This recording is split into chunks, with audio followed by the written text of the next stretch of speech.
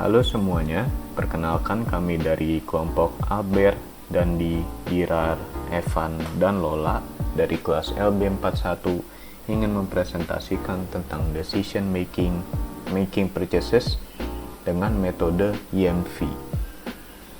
EMV atau Expected Monetary Value merupakan teknik statistik dalam manajemen risiko yang digunakan untuk mengukur risiko yang membantu manajer proyek untuk menghitung cadangan kontingensi dan juga bertujuan untuk menentukan nilai moneter yang diharapkan dari risiko atau keputusan. EMV bisa dipakai untuk membantu dalam memilih proyek apa saja yang akan diprioritaskan pengerjaannya ataupun diajukan penawarannya oleh organisasi, sehingga organisasi tidak terjebak dalam kecenderungan memakai strategi yang terlalu agresif ataupun sebaliknya, memakai strategi yang terlalu konservatif dalam memilih proyek. Nilai EMV yang positif itu menunjukkan peluang, sedangkan nilai EMV yang negatif menunjukkan threat atau ancaman yang dapat merugikan perusahaan. Untuk lebih memahami mengenai EMV ini, mari kita lakukan dalam contoh kasus. Contoh kasusnya adalah seperti ini. Perusahaan sarana plastik adalah perusahaan yang memproduksi plastik dengan kualitas yang terjamin. Sebagai CEO, Dandi merencanakan untuk membeli mesin jenis baru. Perusahaan menginginkan untuk memproduksi 1 juta piece per hari dan bisa mengembangkan bisnisnya. Untuk memenuhi target produksi, Dandi memutuskan bahwa terdapat 2 jenis mesin sebagai alternatifnya. Alternatif tersebut adalah mesin otomatis dan mesin semi-otomatis. Dandi juga memiliki 2 kondisi yang bisa terjadi di masa depan, yaitu market berkembang ataupun market akan menurun.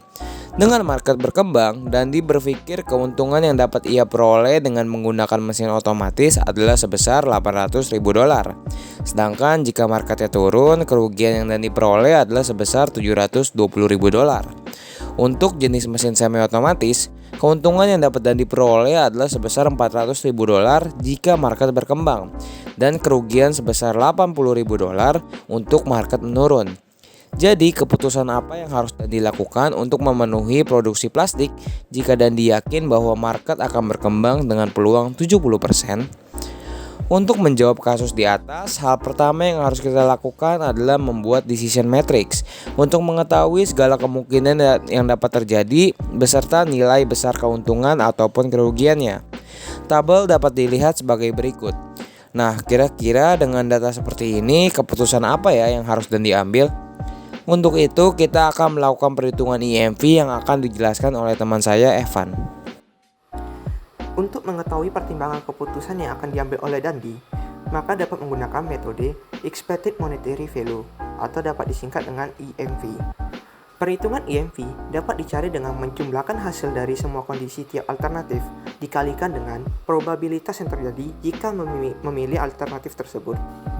Pada kasus di atas, terdapat 2 kondisi dalam pemilihan alternatif. Kondisi tersebut adalah pasar berkembang dan pasar akan menurun.